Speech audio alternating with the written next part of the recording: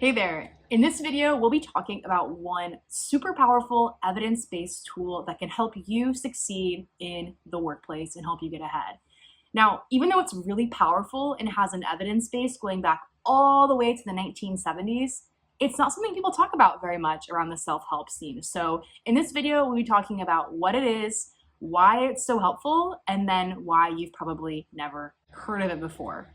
My name's Sydney Sauer. I'm a PhD student in sociology at Harvard University, and the goal of this channel is to give you little nuggets of wisdom from my field that can help you live a better life for yourself, but also for the people around you.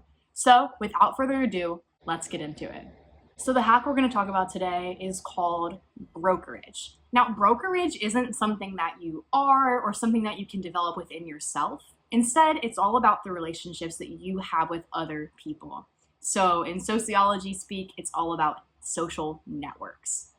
Now, brokerage basically means that you are in a position where you connect two things that otherwise would not have been connected. So this could be different divisions in a business, different people in a friend group. Anytime when you serve as a bridge between two parties who might be interested in knowing each other or exchanging resources, but don't really have the means to do so, that means you're in a position of brokerage. Like I mentioned at the beginning of this video, this has been something that sociologists have studied all the way back to the 1970s, and 50 plus years of evidence has really gone to show how important this is if you want to be successful in your career. The first sociologist to really write about this was Mark Granovetter. And Granovetter made a really simple observation that had really profound consequences. And it's called the forbidden triad.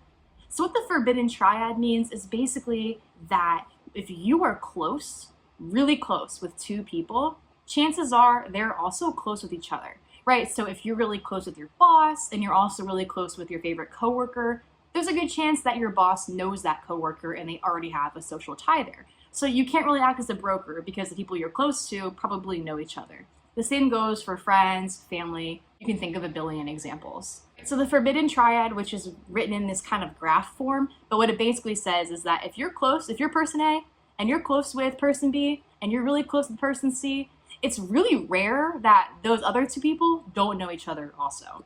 So Granovetter's key takeaway from this observation was the importance of weak ties. So weak ties are things like your prior boss, a friend of a friend, someone you might have used to work with, or someone you went to grade school with. Those kinds of looser connections give you much higher probability that you're going to be connecting to people who otherwise wouldn't be connected. Okay, so we know we want to connect people who otherwise wouldn't be connected in a social network, and we know that this tends to happen with your weaker ties, so people who aren't your besties or your family or your inner circle of friends. Let's talk about why this works and actually what kinds of rewards you can reap from it. And we'll focus on your career, but you can see how these might be applied to things like friendships or family relationships as well. And for this video, I'm just going to simplify it to 3 key reasons by focusing on the work of one guy named Ronald Burt. The first reason that Burt gives, and probably also the most obvious, is that when you're a broker, you mediate the resources. So if there are things like information about job opportunities, even financial resources like angel investor funding, if you're the person that can connect those two people, you are facilitating an exchange of resources and providing value to someone that they otherwise wouldn't have been able to get. So that's reason number 1 that brokerage is so powerful, is because you get to be the mediator. The second thing that Burt talks about as an advantage of brokerage is what he calls a vision advantage. If you're a broker and you have these different friends in different areas or, professional contacts in different areas, you're exposed to a broader range of ideas, ways of thinking about the world, different problems, different solutions. So chances are the people who are in these brokerage positions just have more tools in their tool belt to be able to solve problems that come their way. Chances are the problem that your business or your friend group or whatever social network you're in is facing, they're not the first people who have faced that problem, and there's probably people who have faced similar issues who might be able to help. So when you're a broker, there's lots of opportunities to connect across what is valuable in one field to what is needed in another. So this is that vision advantage. And the third advantage of being a broker, which builds off of the vision advantage, is that it's been shown that people who are brokers have better ideas on average than people who have lower brokerage connections. So Bert had this really cool study in 2004 that I'll link to in the show description, where he actually showed that even if you hold constant education level, seniority, time at the company, people who are brokers have better ideas as rated by their bosses. And he hypothesizes that these good ideas come from that vision advantage, that people who see multiple points of view are actually able to not only understand more things, but to synthesize them. By this point, I'm sure that you're sold on the importance of brokerage. And honestly, it's not that hard to become a broker. All it takes is for you to take stock of your existing relationships, look and see what types of links in your chain are missing. Are there different types of people that you could be friends with? Maybe a lot of your friends went to your college or university. Could you look for friends who don't have a college education, who went to trade school or work in jobs that are different from your own? Trying to diversify your network to include as many different perspectives as possible is super helpful. In the business context, you could take it one step further and be even a little more formal about it and try mapping out all the different pieces of the company that exist. Legal, HR, accounting, all these different fields, and see if there's any big gaps where your specialty or your division is not connected to those other ones.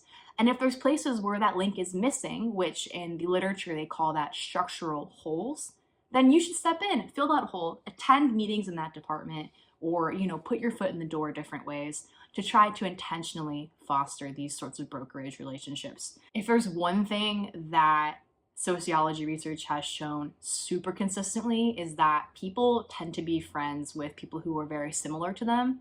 So if you're able to put yourself out there, break out of the mold of who the people are that you normally talk to, and just kind of expand your network intentionally in this way, you're going to have a really good chance of developing those brokerage relationships that are just going to give you that competitive advantage at work. And again, I'm talking about work, but this applies really to any area of life where you are solving problems, trying to create value for other people. By the way, comment below if you think this is wrong, but I feel like I haven't really heard this concept discussed at all in all of the self-help, like career advice types of things that are happening on the internet these days. And I think it kind of more broadly just reflects that a lot of that evidence-based stuff is super rooted in psychology and neuroscience. It offers this really individualistic explanation for our self-help and how to develop yourself. And I just don't think that's good enough. Like, I think we need another perspective here. And I might be biased as a sociologist, but that's my goal with this channel, is to bring in insights from sociology, which is the study of people's relationships and people in groups, to try to figure out, like, what are we missing from the psychology perspective and how can we be better by really thinking about how we relate to other people. Because at the end of the day, when you're making yourself better, you're not just trying to make yourself better for the sake of making yourself better, although there are times when that's a great thing to do. What you're really trying to do is bring a better version of you to the relationships that matter, right? Like work, like family, like friends. So that's a big goal of this channel. If you're interested in that, then you should hit the subscribe button. And this is my first video, so I'm really grateful if you are listening to this and sticking around to the end. Subscribe now, follow for the journey to see how this keeps growing as I continue to make videos. So I will catch you in the next one.